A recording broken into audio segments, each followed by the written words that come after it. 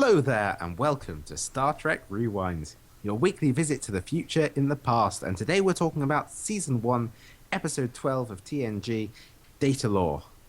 My name is Captain Fruz. And I am Ninja Nerd. And I'm your friendly neighborhood pyroceniac. And before we start this, I'd like to apologize for getting everyone hyped up over this episode. I remember it being way better when I watched it when I was 12. It's a very different story now. There's a lot of problems that are glaringly obvious to me now. There was one. We probably can get this later, but after the conclusion was like Data's line is pretty great. That is amazing. I was gonna say, but I'm sure anyway, we'll get to that. I'll get to that later. So, first of all, we've got trivia. Right, this was the very last episode ever written by Gene Roddenberry. Really? Yeah. Huh. I didn't know that. What? So who wrote the rest of them? Just random people? Yeah.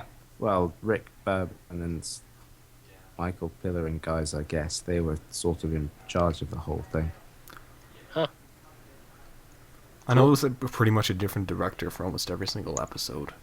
So Wait, so Gene Roddenberry wrote like half of the episodes in the first season and then just gave up?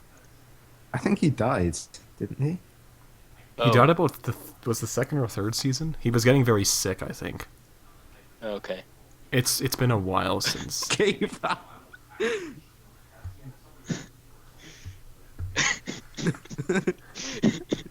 Yeah, that sounds a little bit insensitive when I say it that way.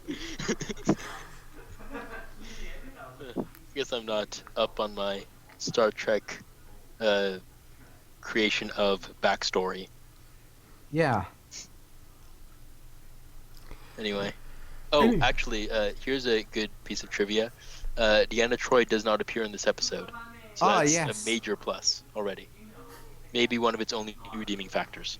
I mean, compared to some of the episodes this season, it's not that dreadful. Yeah, I mean, it's no, like, code of honor. Or Angel 1, which we've yet to do. Then again, yeah. I mean, it's still not... I think that the problem was, it was kind of... Like, we all pretty much... Well, at least Pyro and I thought that it was going to be good. And then we were like, oh, wait, when we watched it again. And it was... I mean, the entire premise, right?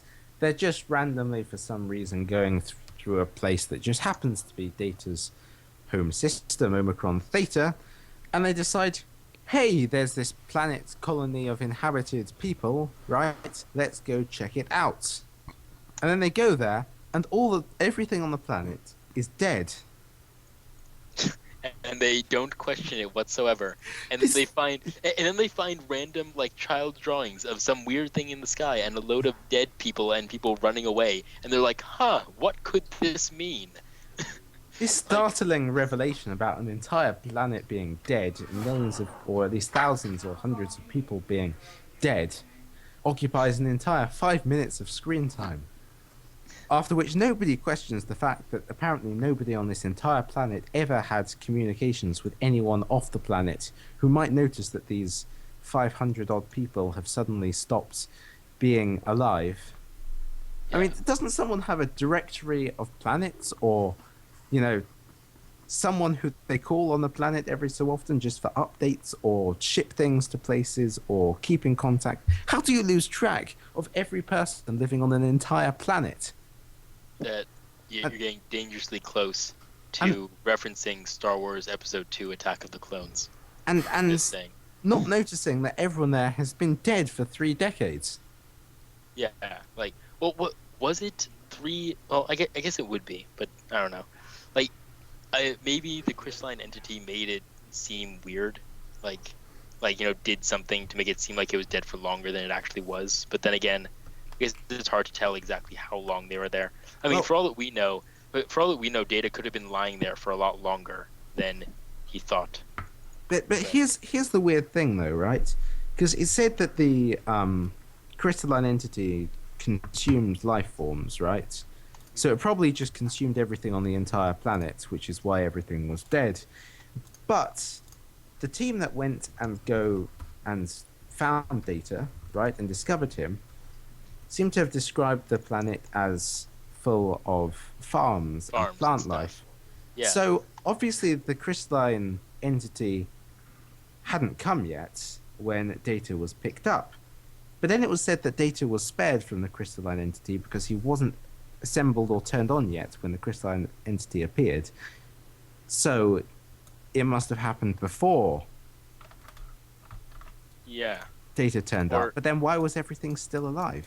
or maybe they somehow knew that. Well, actually, you know what could have happened is, I know this is going out of Star Trek's parameters, where planets tend to be about, maybe a square mile in size, but maybe the crystalline entity can't actually eat a planet very quickly, so it was like busy killing people on the other side of the planet and people on one And side of the Starfleet. planet. Like they just happened to land and not notice it on the one area of like fertile ground left where people were like hiding in this weird like space cave. Which would Like, sorry. I mean, no, no, go on. Which would also explain why, you know, children saw this monster that was terrifying and had enough time to draw pictures of the event and have them stuck up on the wall before it consumed everyone. Why did they even like, of all things to do? Why would they stick up children's drawings of the crystalline entity? That's bizarre in itself. Here's my best theory, okay? Maybe the crystalline entity did some show of force against the colony, right? And it scared everyone and they started running, but they survived it, right? And but they were really paranoid about it coming back for some reason. And then Law found a way to get in contact with it and brought it back. And in the interim, kids drew picture of the things and stuck them up on the wall. And then also in that interim, those Starfleet officers came along and found Data, but not the people because they were hiding inside the structure. Incidentally, right? I just want to point this out. The fact that not Data, Lore was able to make contact with it means that the colonists must have had communications. So, why didn't they communicate with anybody to tell them that they're being attacked and all their planets being wiped out by a giant crystalline entity? Like, I mean, it doesn't make a lot of sense.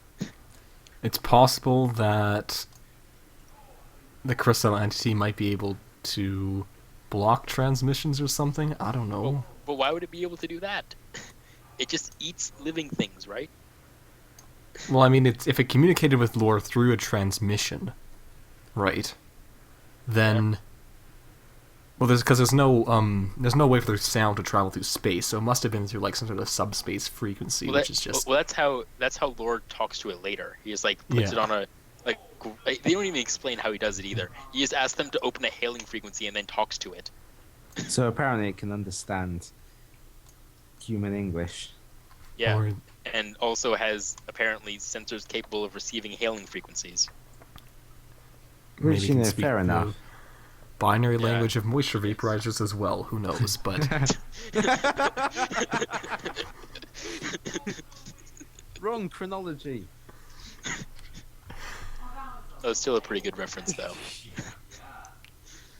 regardless, this thing's linguistic capabilities are puzzling, to say the least.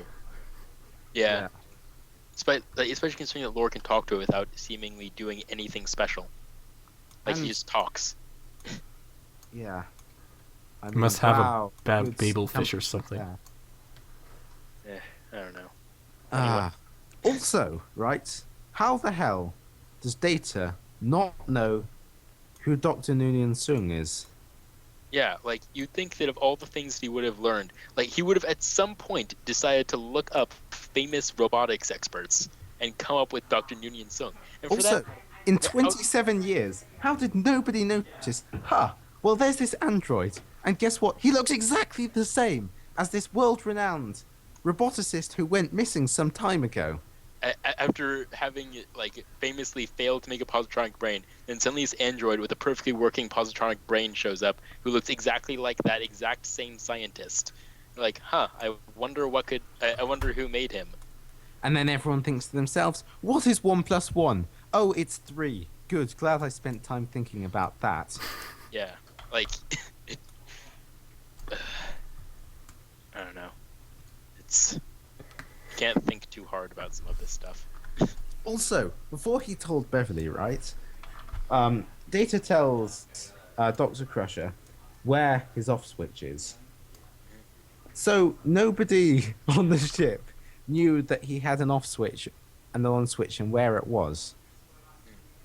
He neglected to tell anybody that for 20 years. So what if he leaned against the desk and shut himself off, right? Would Or got anybody hit do? during a fight? Like, they have no way to turn him back on. I find it puzzling that, like, Starfleet doesn't require any sort of extensive medical records, that Data would have to relinquish his information to the officials, so it'd be on his record, so that the medical officers would know about also- it. Like they, Or at least the engineers in his case, I guess. I mean, well, what my thought process is that you know how it can be operated through his uniform, right? So that means that it's not like under a panel or anything. So it's just clearly on like his side. How did nobody notice that when he isn't wearing his uniform? And Which you know they have seen him not wearing his uniform previously. And not only that, in that exact same screen, right, they're physically assembling an exact duplicate of him from parts. Yeah. How did they not notice that he has like I don't even know. It's anyway. We should probably. I think that's trivia covered. Yeah. There's one thing, actually. Lore was originally meant to be a love interest for Data, but Brent Spiner thought it would be much more interesting for him to have a brother rather than a love interest, because that's a very overdone thing. And Yeah, he that kind of would be wanted really Data dumb. to be a bit more... Unless, they just kept with a male love interest that looked exactly like him. I think that's that, just... that would make it a lot more interesting. Actually, yeah. he has, But we like, all know this- that TNG never had the audacity to anywhere close to that line. that would be like amazing if he's like has this romantic relationship with himself. I want to Anyway. I want to read a story about that, where a robot has a romantic relationship. I am certain that exists. I have 100% certainty that exists on the internet. If you want to look for that, be my guest. I am absolutely sure you will find the exact thing you're looking for. That's... If there's any person I never expected to say a sentence like that, it would be you, Pyrosoldiac.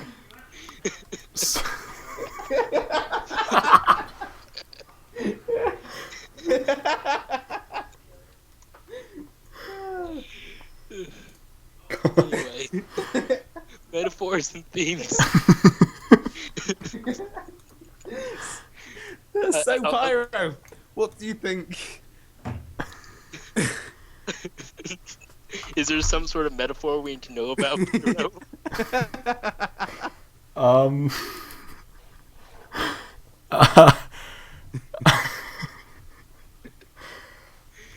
The one, obviously, that's the prevailing metaphor of this episode is the nature of artificial intelligence. That is, how human is Data, and like what constitutes humanity. Is there like different degrees of being human, etc., Yeah. etc. And like, is it a good thing? It kind of calls into question Data wanting to become more human, because like, Laura was made to be more human, and as a result, Successfully. was Here's worse. the real question, right? Who displays more humanity in this episode, Data or Lore? Depends on what you view. If you view humanity positively or negatively. Incidentally, I do like the smiley face you drew on the crystalline entity. Thank you. This is sort of Blade Runner theme. Yeah. A little bit, yes. of what Kind. constitutes humanity. Is it what we're physically made of, or how we act, or is it the Well, way in which we conduct? I mean, you could argue that Lore did act in a very human way, in that he had all human flaws. True. But you could also react and say that Data's desire to, expand his own horizons and make more of himself than he currently is Yeah, that's is also an pretty. even more human trait. Yeah, Meanwhile, every other character in this episode reacts exactly like a wooden post and does absolutely nothing. yeah, pretty much. I mean, there. Also, can I just? This isn't really metaphors and themes. Actually, no. I'll get to this in characters, because it doesn't really have to do with metaphors or themes. But I don't know. Anything else you guys can think of? Like, I mean, Um, on metaphors and themes, not really. The bit Jekyll and Hyde of, oh, this is the dark version of him. But yeah, it's just kind of like evil twin thing that's been done for a while by a bunch of different people. So, yeah, I mean, if you can pull out French writers from the God, what century was Alexander Dumas in? I have no idea. Anyway, it's a trope as old as Really old. yeah. I mean, seriously, the twins of one good, one bad is literally one of the oldest stories there is. Romulus and Remus, sort Yeah, of related, not really, but yeah, ish. kind Yeah. of. Yeah, like conflicting twins who look exactly the same. Yeah. Case of mistaken identity. That whole story about Romulus and Remus has never really made sense to me, right? It's like Romulus doesn't like Remus, so Romulus marks out a section of ground and says, "Don't step on this ground. If you step on it, I'll kill you." Then Remus steps on it, and Romulus kills him. Right? But why come up with a contrived excuse of why you get to kill him? There's no one around to judge you or tell you off if He didn't just kill him for no reason. you just killed him in the first place. But they need to make Romulus seem like he isn't this straight up evil person because he founded Rome. I mean, for all that we know, he did just literally kill him. Yeah. I mean, for actually. then again, for all that we know, they just didn't exist whatsoever. What, you're saying that the wolf which raised them didn't exist either? I mean, I'm just saying that is a very minor possibility. Yes. Oh, you're ruining all my dreams here.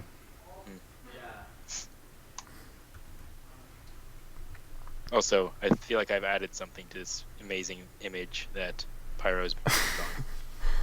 So many things are selected purple for me right now. I can't even tell what's going on. Oh. Like everything. Is that the same for you guys? No, I have Yeah, nothing it's selected purple. purple. Oh, just if you click on it, then it'll get rid of the purple. Right. Ah, okay. Anyway, you want to move on to characters? Yes. Yeah, sure. So you were gonna say something, Ninja? Yeah.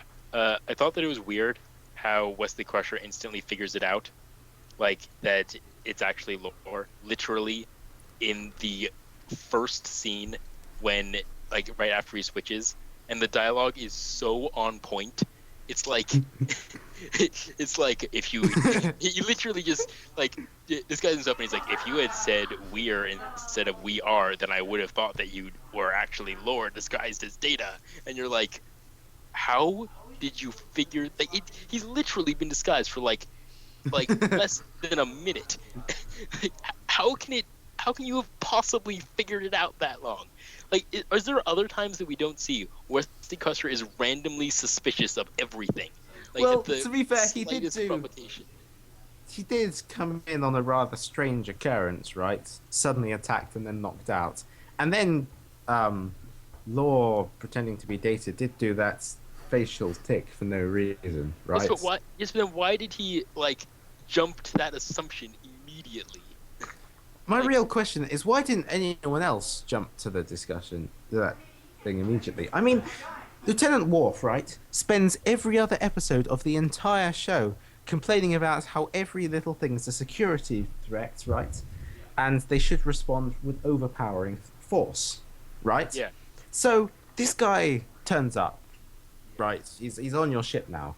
You've got no idea his motivations, and it's already been established to you that he's lied to some degree about his background, right? But he's shown himself to be a liar and manipulative, and not only that, he looks and sounds exactly the same as the third highest ranking officer on the ship. A ship which is, by the way, controlled by voice commands, right? Makes total sense there. And Totally. nobody even considers the possibility. They spend a lot of the episode talking about, can we trust Data now that Law's on board? And where do Data's affiliations really lie? Nobody ever seems to suspect Law at all At all. of anything. Yeah. Yeah. Not even suspect he might try to do something. Yeah, like it's really, I mean, and then when and Wesley's like, adult officer had brought this up, then you have totally listened to me. And I'm like, well, I mean, why didn't an adult officer bring this Yeah. up? Like, this seems like something, like, at the point, like, I mean, look, Wesley was kind of, like, out there in the beginning, right? When, like, he immediately figured it out. But later, Lore isn't even trying to be, like, subtle at all. Like, he's the worst actor. Like, the crystalline entity shows up and he's like, it's beautiful. And you're like, does Data even know what that is? Like, or know it enough to comment on it? Like, it's so suspicious. And then, right, okay, Wesley's clever. Okay, good for him. He's figured it out. What does he do? Does he go talk to one of the senior officers privately and voice his concerns? Does he maybe talk to his mother, who's a high-ranking member, who might be able to check the situation No, he's out? like calls him out in the he middle just of the stands bridge. up in the bridge, right, and calls out everyone on the bridge that the third highest-ranking officer on the ship is a liar. But he doesn't go on to elaborate. I think it's actually Law there. No, he just says, I don't think you should trust him. I want to go with him to check what he does. Yeah, like Just it's explain your theory to someone. What the hell are you doing? he didn't even it's he didn't even try and explain himself. He's let himself get shut down. Although to be fair, that did allow them to have the great that pretty great "shut up, Wesley" line, which I was okay with. Twice in less than a Yes. minute. Yeah, that was pretty enjoyable. And after that, there's a whole lot of dramatic irony that really doesn't need to be there and is totally obvious, should be totally obvious to anyone inside the narrative what's actually going on. All leading to some sort of a bizarre fight out in the cargo bay. Yeah, like something else about that. How was well, this isn't really. I guess this is kind of character related. How did Laura manage to overpower Data and Dr. Crusher like immediately, without even really trying? Like, shouldn't he be in like when he grabbed the phaser? Right? He just kind of like walked up to them and grabbed the phaser. Yes, it's I mean, what was Beverly Crusher doing there? Because it was already established, all right, he's a bad guy. He's up to something. Let's go into the room. Oh, we've overheard him. Oh, he's talking to the entity and telling it how to, disable the ship and kill everyone on board, including, I might add, Doctor, your son, right?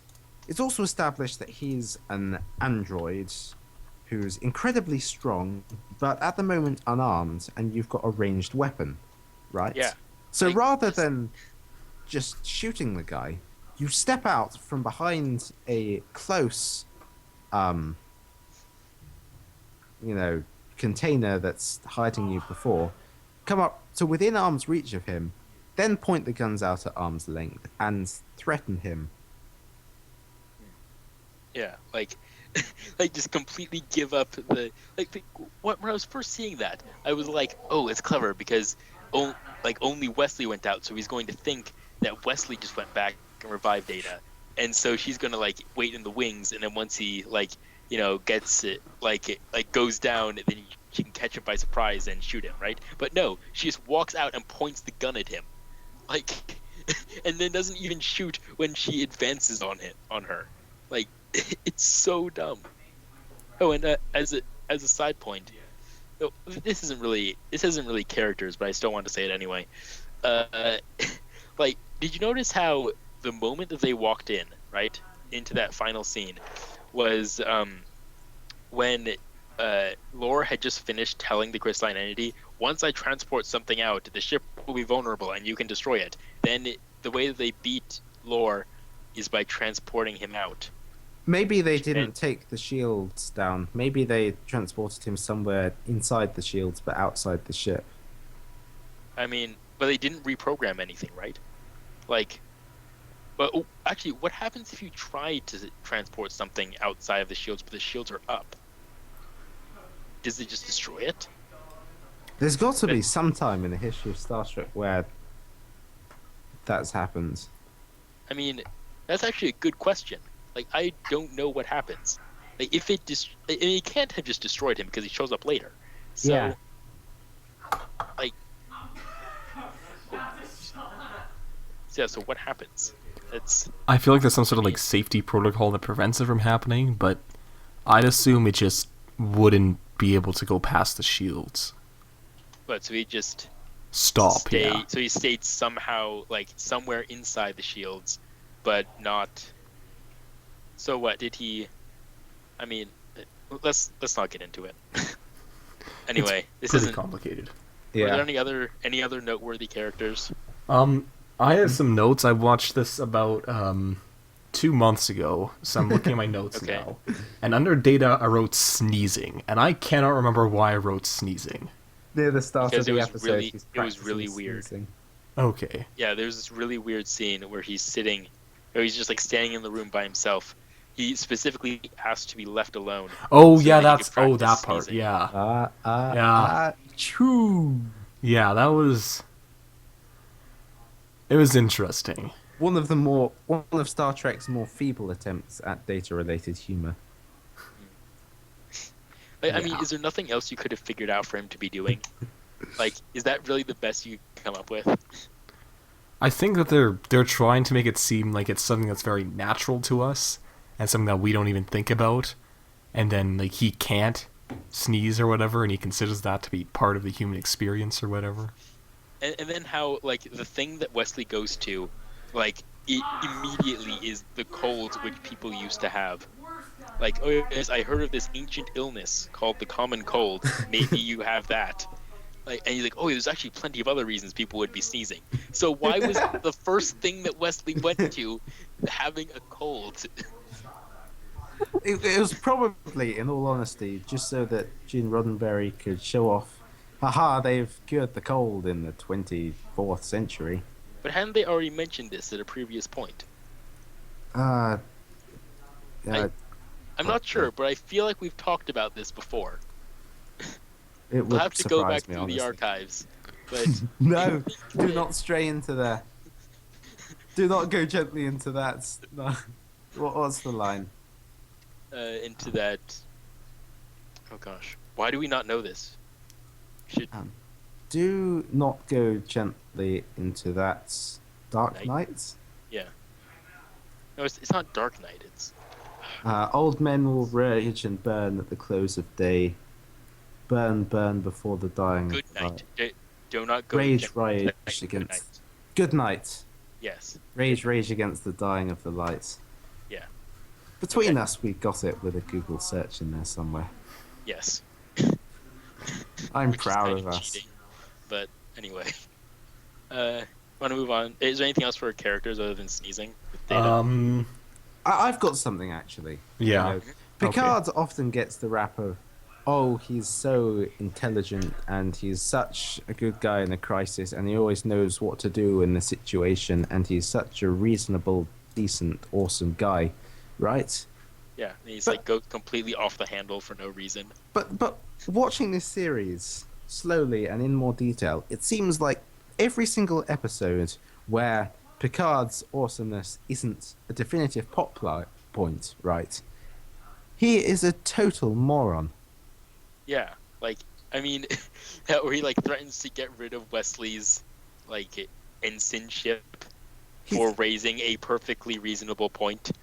Like, he's missed that antagonism the entire rest of the time. And when it becomes a crisis that is supposed to show how great of a leader he is and how brilliant his command abilities are, he always miraculously makes the right decisions, regardless of how impossible the choice is.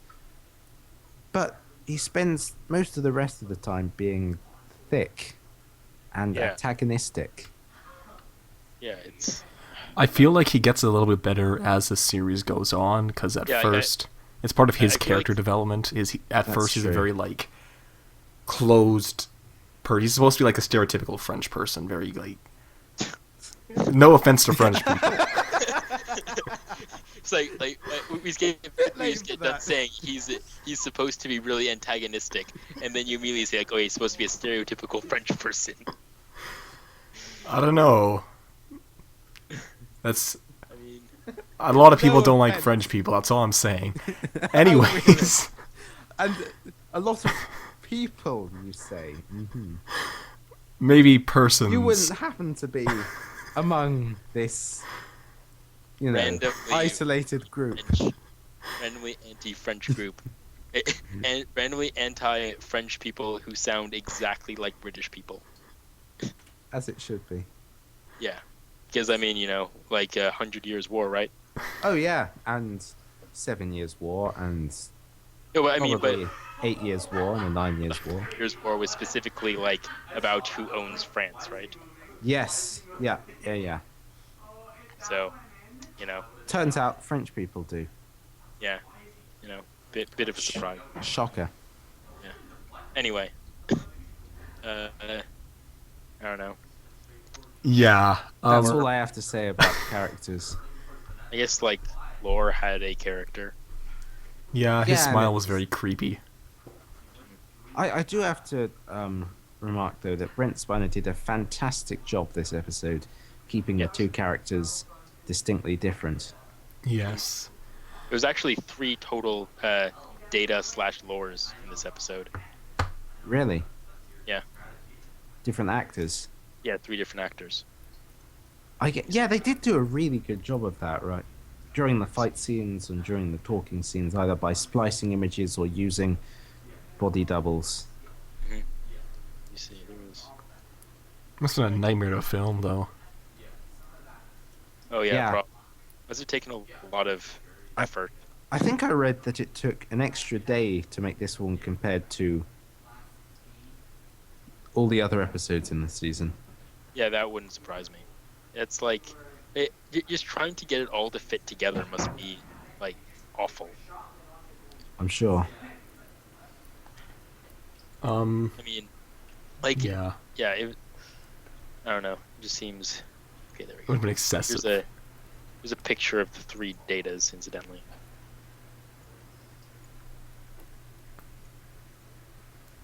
I'm pretty sure none of them are Brent Spiner. Oh yeah, no. These are like the doubles that they use. 3 doubles. 4 Yeah. total. Yes. Wow. Sorry for the poor quality of the picture. That's the only one I could find. Wow.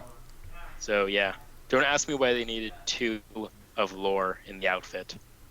But I mean, I don't know. Anyway, Yeah. the point is that it was done pretty well. Yeah.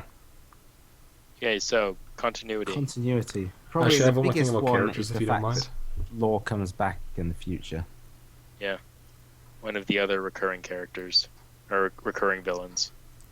I have one more after- thing about characters actually I'd like to talk about, if that's alright. Okay. Yeah. Sorry. Yeah. I was just wondering, does Data have a gender? Because he seems to identify as being a male, but Yeah. for all He'll- intents and purposes, he appears to be a genderless android.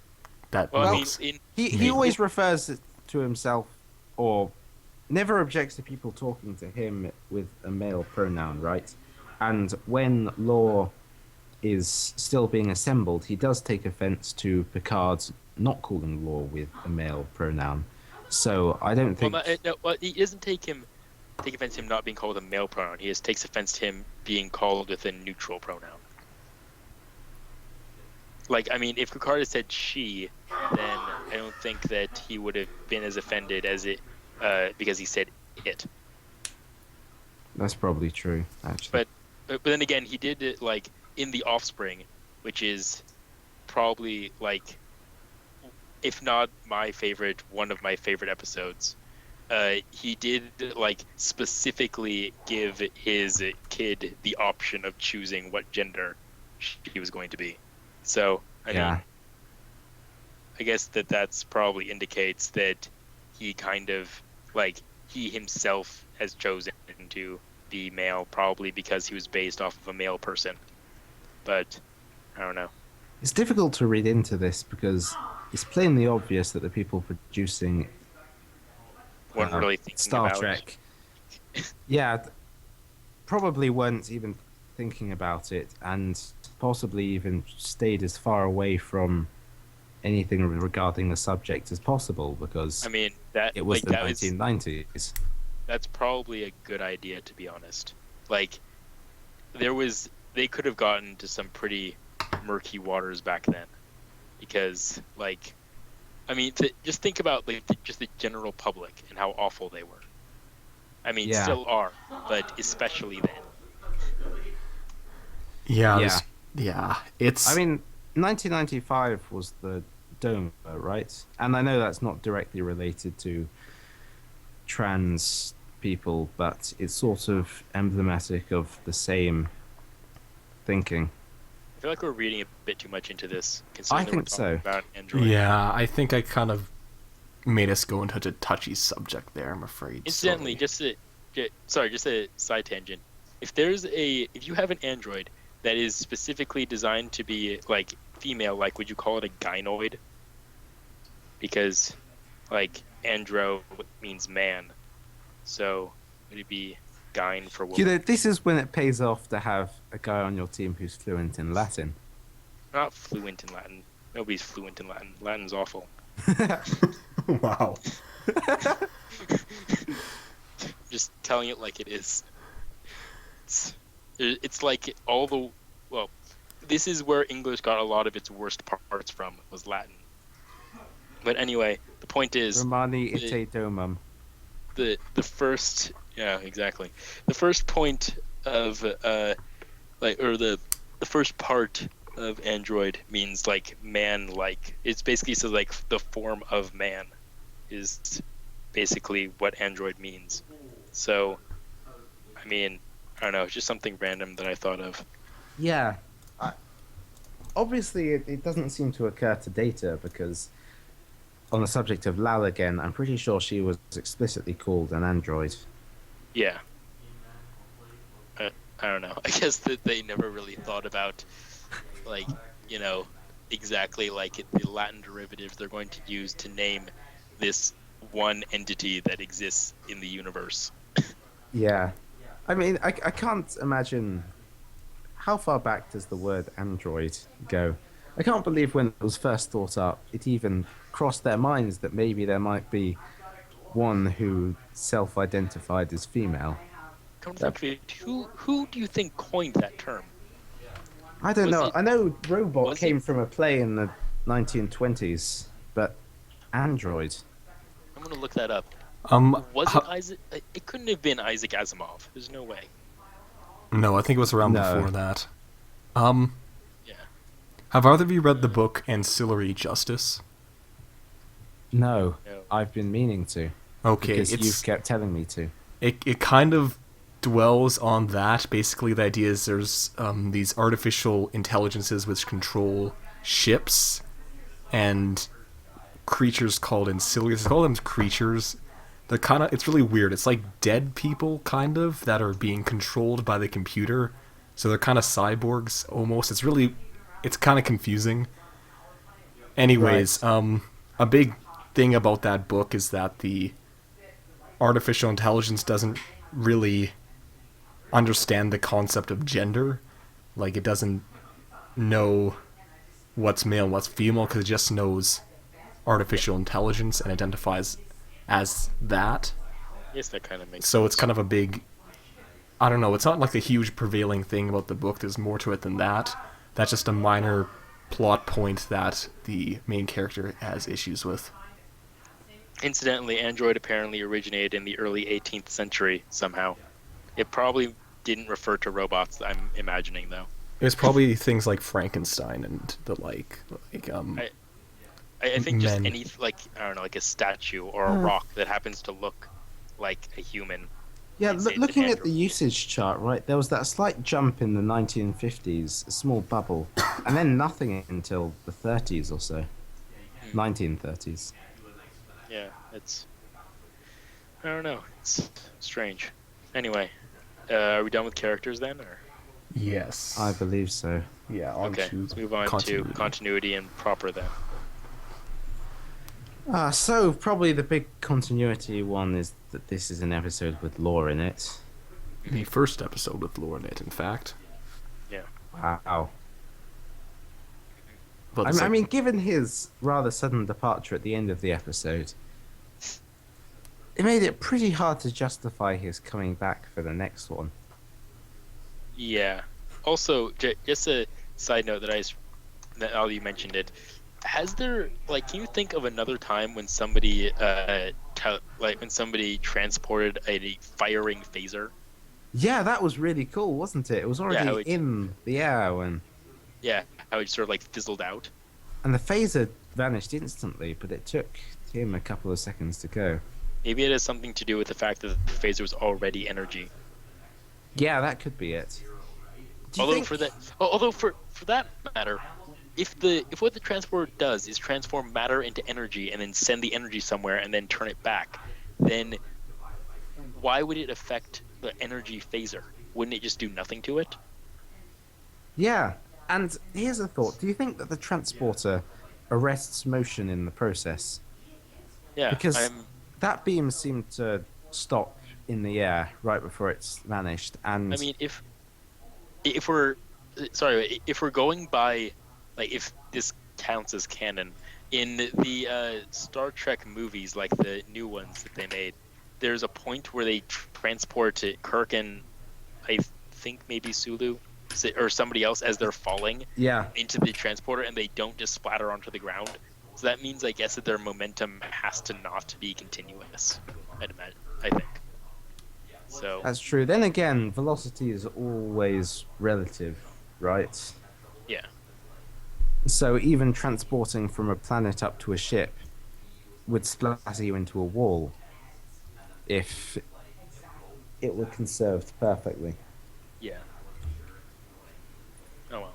But I mean, to be fair, you are talking about something that turns matter into energy and then back again on special glowing blue saucers on the floor. Fair Yeah, enough. I think it's important to remember this is science fiction, not Yeah. like Maybe. reality. It's But incidentally, something I wanted to point out.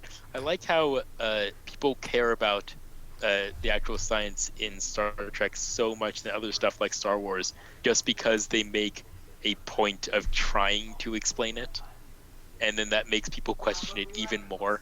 Yeah. Like, if you just left everything with, like, no explanation, then everyone would be perfectly okay with it. But it's like when you try to explain things that people start to question it. Well, it's like Interstellar, right? If you took the Star Trek approach and said, "Oh, we used a doohickey wrangler to subvert the neutron cascade," nobody's going to question that.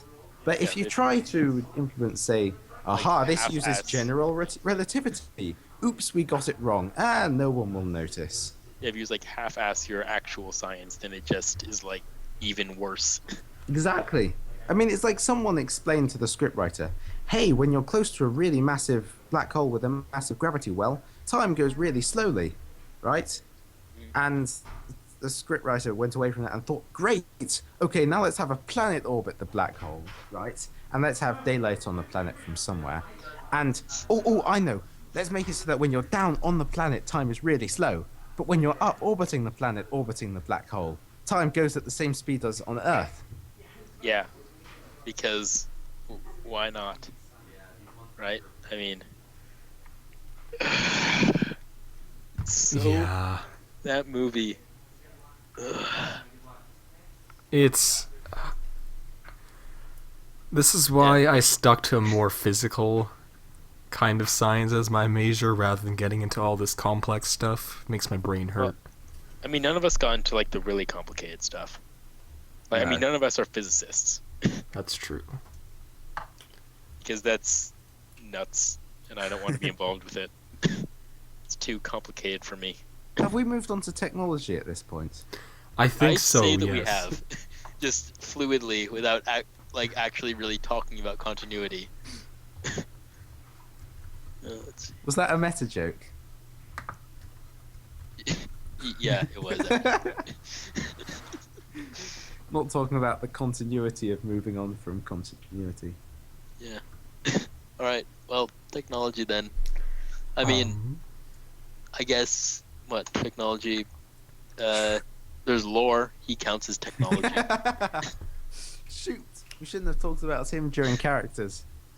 I mean, like I guess you can talk about like how he's in pieces like a Lego person.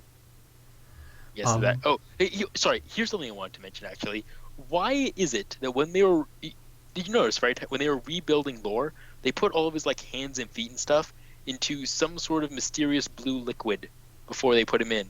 And I was watching that and I'm thinking, like, how do you know that that blue liquid isn't going to somehow damage these components? How do you know that they're like waterproof inside?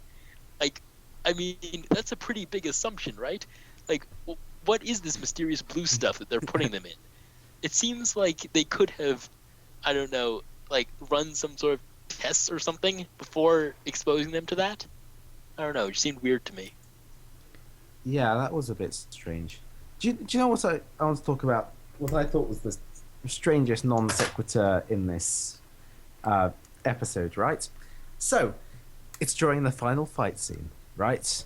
It's before they've actually started fighting. Law's telling Beverly Crusher to get out of the room for some reason. For some reason, yeah. I really don't know why he wants to.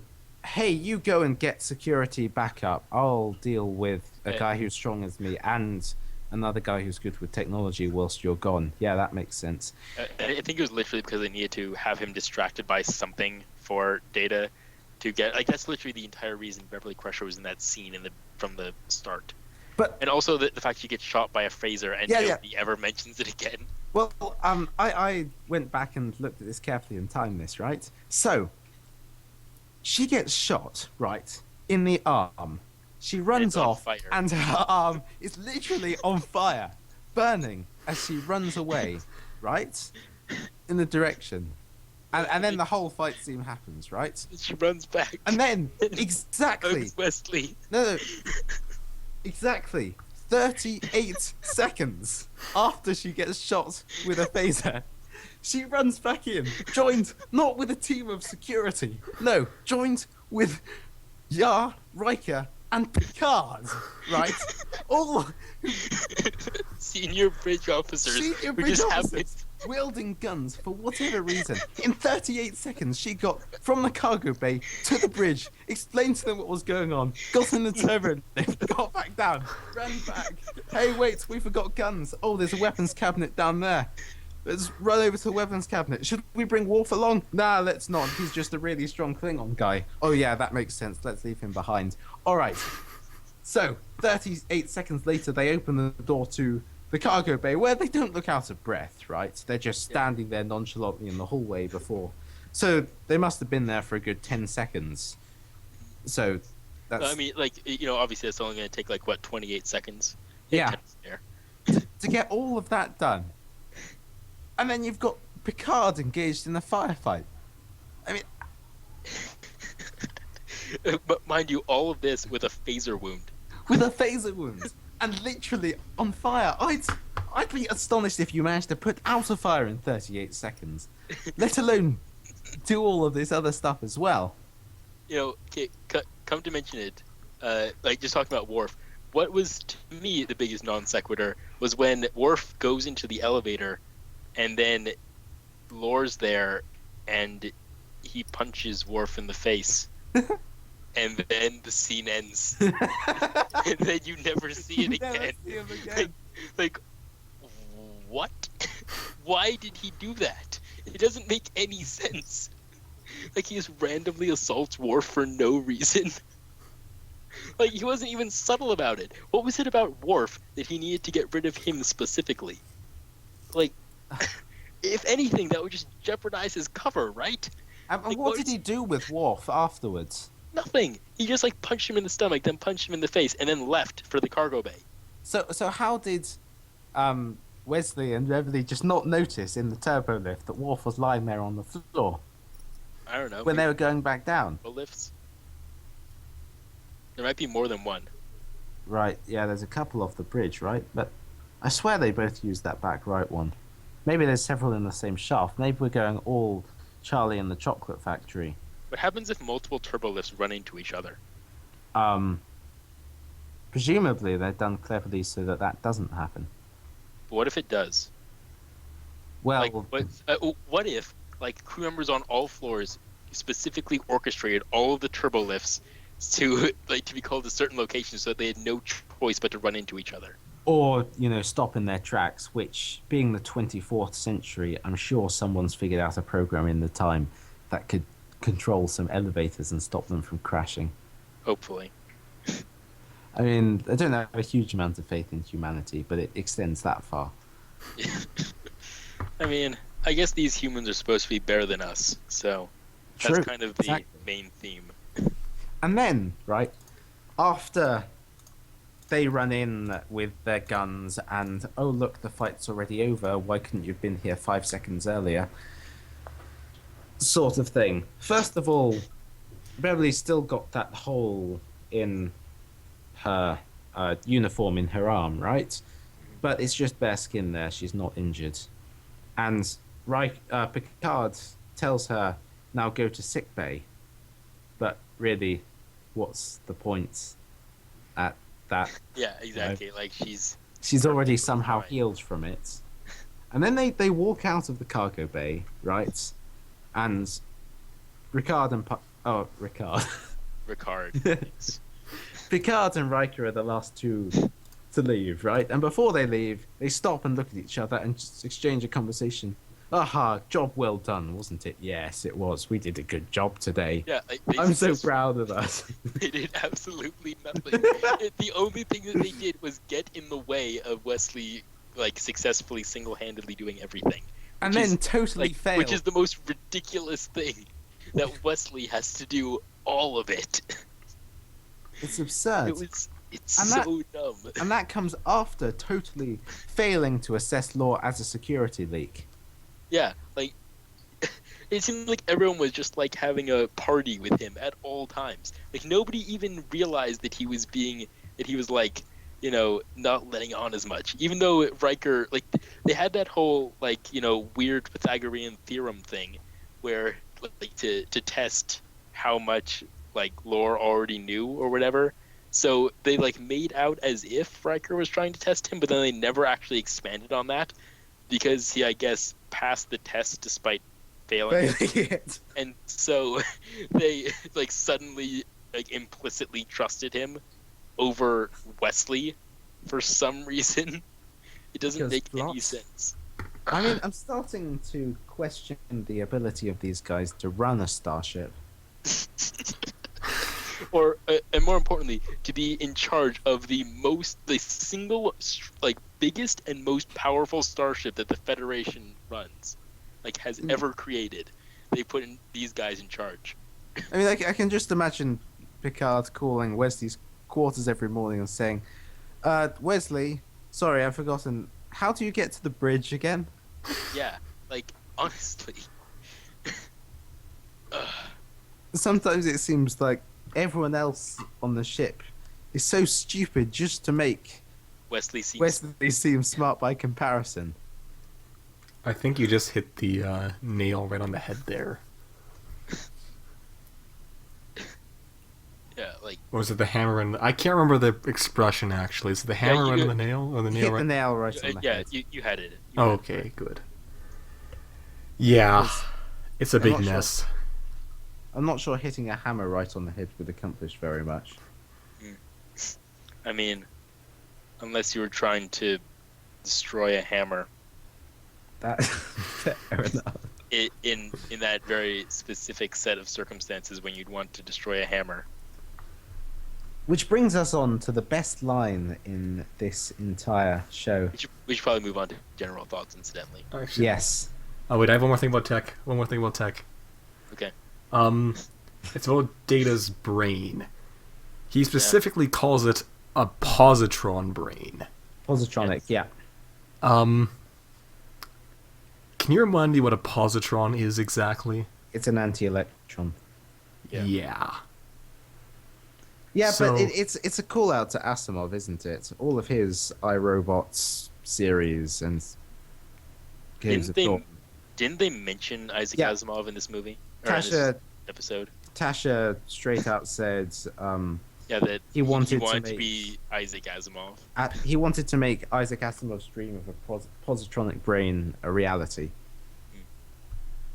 So it was a definite shout out to Asimov, and I'm not going to fault them for that. So if anyone got the science wrong, it's Asimov. So let's go complain to him. Yeah, gosh, Isaac Asimov, know your stuff. By the way, did you know he invented the word positronic? Wow, that's No. I mean, wait, but that's just like that's just adding a regular, like just the ick ending to a word that already existed. yeah. I mean, he at the time didn't know he was inventing it. He just assumed, well, the word positron exists. That somebody therefore- had said positronic at some point. Yeah, but turned out they didn't, and he got to create He got the word. credited for it. Same thing Wow. with robotics, actually.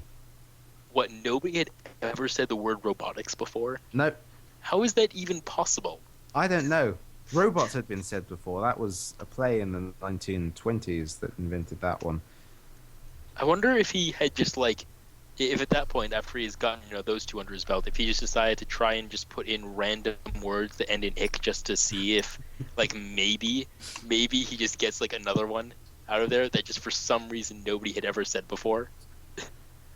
Let's see. Computerix. No. Ideal. Neutronics. No. Acrylic. Wait.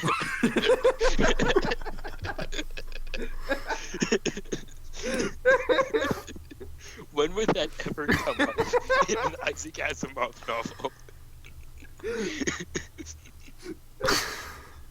In fact, I can barely think of any other word less likely to appear in an Isaac Asimov novel than acrylic.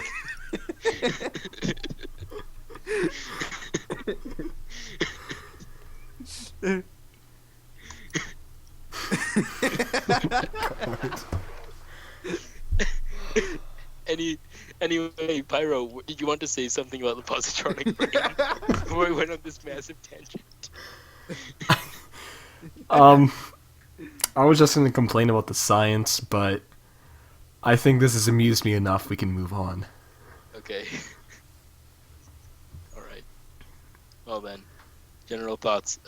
Wonko, I think you wanted to do the honors Yeah. of the line. The The best line. infamous line.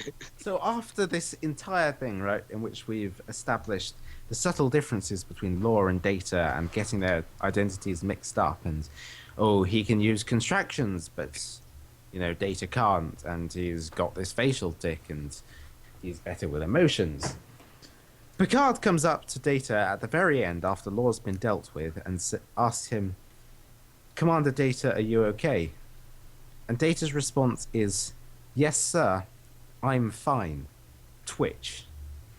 Yeah.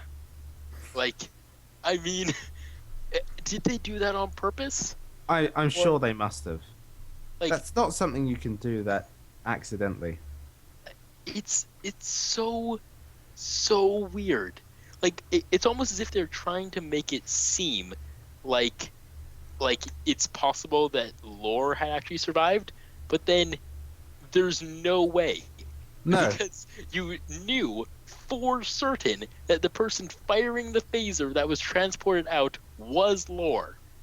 So, like, it's so weird. It's like they're trying to do some sort of like weird Twilight Zone thing, where it's like, oh, they actually got rid of the good one, now the evil one's left. Or But will the top fall or won't it? yeah, like Is except it Deckard was a replicant? yeah, like it's like it's trying to be ambiguous with it, except the answer is obvious, and so like and it never comes up again. So they're like, it's just so out of place. And also, right after that, Picard says, and get that twitch sorted out, right? How do you know that Data got the twitch? Was it explained to you during those 38 seconds that Beverly ran to get you? Yeah, like or it's like, wasn't there also a point when Wesley like talked about no, not Wesley. There was somebody who talked about Data's off switch. There was never a scene of them actually learning about it. Oh, I forget who it was. It was Law as Data told Wesley that he'd turned Law off because Law had attacked him. No, but there was. I could have sworn there was some other time, but I might be misremembering it. Anyway, that would be more in continuity, but more continuity within the episode, and not continuity within the series. But anyway, general. Anything else you guys have to say about general thoughts about the episode? This episode had very good use of sound effects and soundtrack. I thought it was above average. Yeah, the music was really good. That sort of the music when Lore randomly beat up Worf was pretty great, like matched with his punches and everything, you know. And that whole unique theme to this episode, that jingly, mysterious, dun da da, he's up to something. I can't really explain it. Yeah. The music was very good. Yes. Mm-hmm. But I mean, this plot, not as much. No. Unfortunately. The set design was also good, I thought. I liked it. There's some good props as well, specifically with lore and all of that stuff. That was well done. I thought that the hallway in that they walked in when they got into the cave thing, that was kind of cool. How they I think that the end part of the hallway was done with a painting. Yeah. It wasn't actually that long, but I could see that going all the way back into the distance. But that was a really cool effect they pulled off. Yeah. That was incidentally just a really minor point that I only know because I watched a review on something. You know, in the doctor's lab, right? There's that weird laser. With the two red thing. tubes. Yeah. That randomly, for some reason, shows up in Star Wars Episode 2: Attack of the Clones. For really some inexplicable reason, it's in Anakin's workshop or whatever on Tatooine. Seriously? Because yes, that exact same thing. You see it and you're like, wait a second, have I seen that before? And you think back and it's like, wait, what? it's just it's so weird. Anyway, and that probably should have gone in trivia, to be honest. But anyway. Yeah, and the other thing I think this might actually be the first appearance of those two parallel red glowing tubes. But any time they show anyone's personal laboratory or workspace or institute space or, people who are trying to destroy bioweapons or is anything the Pathfinder project in Voyager, anytime anything technological happens, any space whatsoever, those two red parallel tube things turn up because they look sciencey. Space agey. It's so weird. Of all the things that you could choose, and they're so omnipresent. It's could you guys not come up with some sort of other flashing lights? Just maybe in another form, maybe have them in a circle or something, just so it's something new. I don't know. You can't imagine that those things cost a lot to make. I mean, it's effectively just a neon light that's decked out to look sciencey. But why bother spending more money on things when you can just use the same one ever again? And I guess to be fair, if we weren't looking really closely at it, I'm not sure if you'd notice. Probably not. But then again, like, I mean, they are talking about. I guess the fans are going to look way too into it anyway. But, I don't know. Maybe there's like an in-universe explanation for what it actually does that we're just completely unaware of. That it's some sort of like common piece of machinery that we just are completely ignorant of. Yeah. Like, oh, yes, that's the subspace neutron photometer. But the thing about it is it doesn't seem to have any obvious controls or display, Yeah, just right? sort of flashing So why lights. have it out in plain sight? I don't know, because it adds to the room. Maybe it's a space-age lava lamp kind of thing. That's a distinct possibility. I mean, I wouldn't put it past them. Actually, now that I've seen it, there's probably no connection whatsoever, but that sort of rotating LED lights on a tube thing is pretty reminiscent of Doctor Who's new sonic screwdriver. I mean, I haven't seen it because I stopped watching that show. But Well, yeah, it got crap. It okay. still is crap, and I don't know why I continue to watch it. All right. Well, I think it's like a requirement of being a, I don't know. What are you again? Okay, how many British different person, never European mind. countries have you insulted so far today? I'll stop now. Actually, that's enough. You're right. I'll stop. there's still quite a few to go. Okay. Let's see, Italy. Italy got anything to say about them? Yes. I won't say it though. Greece. Get anything? Ooh. positive to say? I've got one. What's the capital of Greece?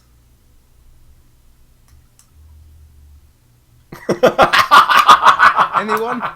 Is it not Athens? About $10. Ha ha. Wow, that's pretty good. Okay, Pyro, what were you laughing about? Just. I Did- thought you were did- gonna say there did is you- none. Oh, How would that have been a joke? Oh no. you were really laughing though. Like you Yeah. really thought that was a good joke. I don't have a lot of sleep right now. I'm sorry. It's been an interesting week. Anyways, let's move past the. I'll stop insulting random countries now. So, now we're done with general thoughts, you think that we should move on to scoring then? If any of us have the scoring sheet. I'm sure I do somewhere. Okay. Always forget this. I'm Every we're almost- so prepared, as you can tell. Oh yeah, we're very professional. Yeah. Which is why we have such regular content, Oh as you can see. What are you implying? Absolutely nothing. All right. Ooh, here it is. How did we decide on these scoring methodologies again? What do you mean? It's 1 to 10. Right. Okay. First, political themes. There isn't really anything political in this. No. I mean, I guess sort of like, like I Let's guess, expand the- political and say also, like human nature, include that. yeah, psychology, Yeah. philosophy. Just sort of themes, I guess. Yeah. I guess we could say, I don't 4. know. Yeah, 4 seems about Not right. Yeah, entirely 4. absent, but not a particularly good effort either. Yeah. It was more of, it's the doppelganger kind of thing really going on. That Yeah. was the main focus Does of someone this to episode. get these down as we... Yeah, sure. Here, I'll do that. Okay. In the typical fashion. There we go. Next, acting. The Yeah, acting was actually, really good. I can't say anything Yeah. bad about the acting from this one. There was no point at which I thought that was a particularly bad acting performance. Whether that was only because Deanna Troy wasn't in this Wasn't in it. episode. I'm not sure, but either way, this episode deserves a high score of Yeah, and Brent Spinner definitely did a very good job. As Yeah. a for sure. side Segue. note, in my when I was 8. taking my introduction to chemistry course, I remember distinctly that my professor was very adamant that Deanna Troi was the worst character in the entire Star Trek series. So I think that our She's not dislike the for her worst. is kind of I mean, not just I wouldn't say she's the worst character. She's just she's the worst just the worst actress. actor. yeah, I meant actor. Yeah, sorry, I mean, more yeah, worstly yeah. acted character, just not well done. Anyway, yeah, I'd agree with 8. 8 seems about right for this. 8. Well above average for a Star Trek episode. If only because of a particularly strong showing from Data and Lore. Yeah, Brent Spiner did a As very good usual, job. as usually happens in episodes centered around Data. Yeah. Okay, Technobabble. There was a Reverse the lot. jelly baby of the neutron flow. Alright. Was there much Technobabble in this one? There was talking about positrons, but that included a reference to Asimov, so it made sense. But actually, we should amend this so that if what they're saying makes sense, then it doesn't count. Like if they're actually saying.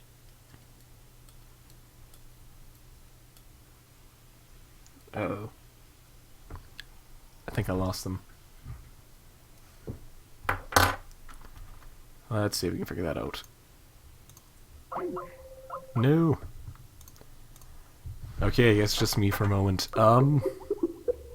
Waiting for Skype to get back on track. Sometimes that happens, unfortunately.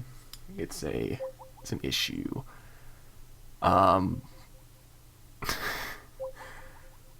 Right now I kind of feel like Garth on Wayne's World, where Wayne is kicked off the show and it's just Garth and he's kind of just sitting there, not sure what to do. Yeah. Okay, I'm getting no response from either of them, so it may be on my end that the connection went wrong, although I'm still streaming, so that seems unlikely. 1, yeah, I agree with that. 1. It was. Hello? It was... Hello? Hi. Hello. Hi, Hey there. Skype cut out for a while, and it's quite unfortunate. How Yeah, much did you miss? pretty much everything you just said. We Okay. decided on a 1 for Technobabble. 1. Because neither of us could think of any situation in which anything resembling a technical term was used. Okay, I guess they had the word crystalline. yeah, you're getting kind of, you're talking about discrediting things that made Makes sense. Yeah, okay. Yeah, I'd say that's a bit harsh. I'd say still give it at least a 2. There was some, like, I don't know. Maybe not, actually. Can you think of a specific instance in which they said something like technological? I mean, it seems weird, given that like a significant portion of this episode is dedicated to constructing an android, that there wouldn't be enough, like, there wouldn't be any specific instances of like random technobabble words. But I can't really think. No, there's that time that they were gonna do the scan on Data, right? And they said a deep something like some- scan. And So that counts as a made-up word. And they were poking around in his stomach. They said like a bunch of random stuff, like, you know, here's the particle confabulator or something. Right, yeah. Fair enough. 4 then? Okay. Yeah.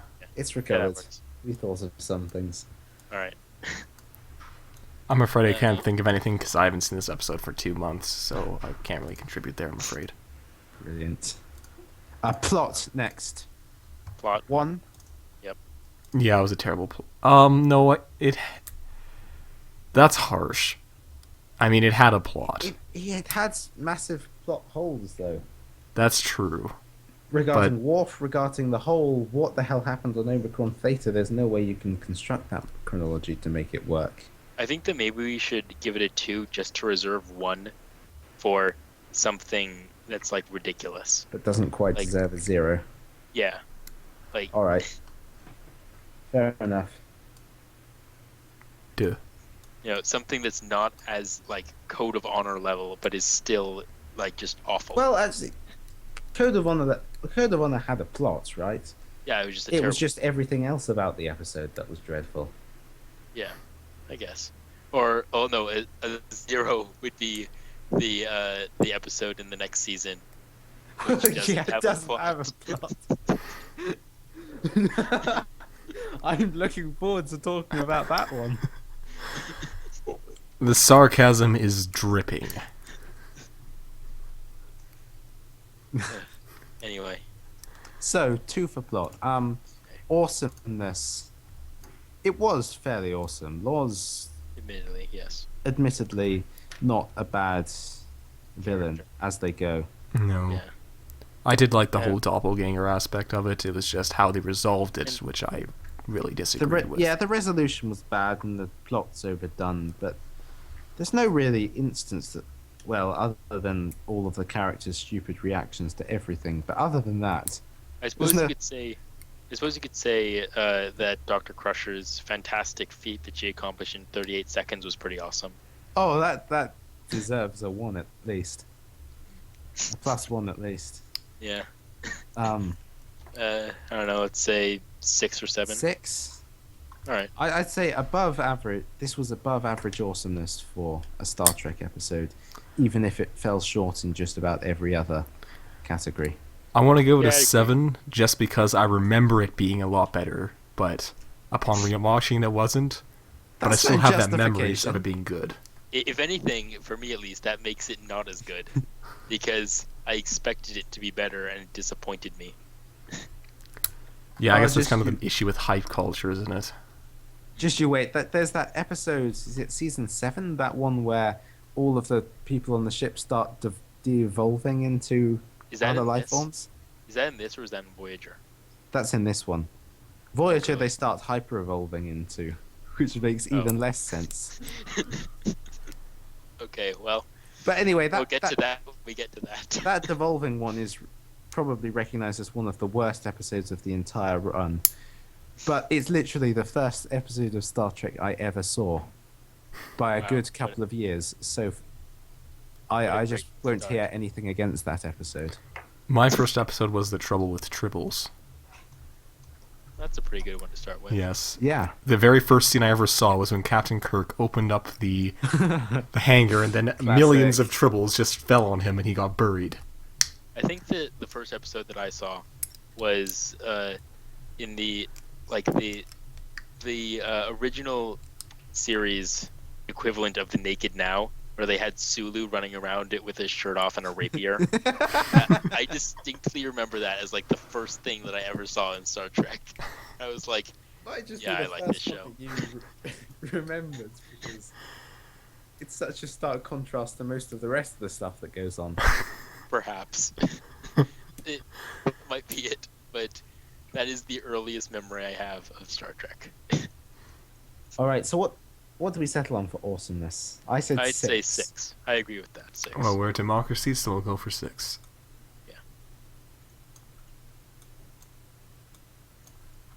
Does this mean that we can vote for Donald Trump as well? No. Anyways, this is 24. This isn't that kind of democracy. We have Really? Please Those numbers add up to 24? Please tell me those numbers add up to 24. Yeah. Yeah, they Yeah. do. Okay, good. I'd be Wait. worried.